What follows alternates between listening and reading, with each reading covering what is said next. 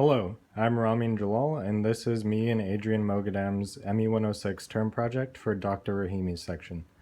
Our project is the automated spice rack, and our intent with creating this design is to enable the user to access their spices more easily and readily.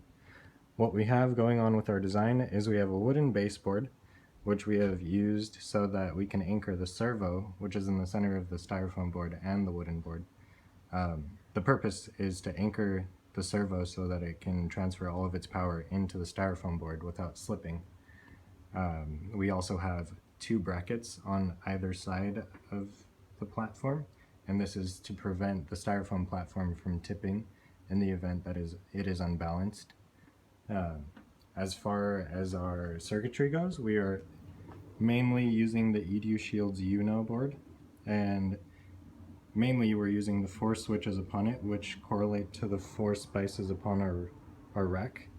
We are also using the photoresistor, and our intent with doing this is to sense significant darkness. In the event that there is significant darkness, we have the buttons illuminated with LEDs so that the user can access their spices correctly even when there is a certain amount of darkness around. And I will show that by covering up my flash. Initially, our 4 smaller LEDs were working, but now we only have access to the RGB as the other 4 have burnt out. And now I will demonstrate the project itself. We are currently on spice selection 2. This is number 3, and then this is number 1, and that's number 2. Initially, we had anticipated having 4.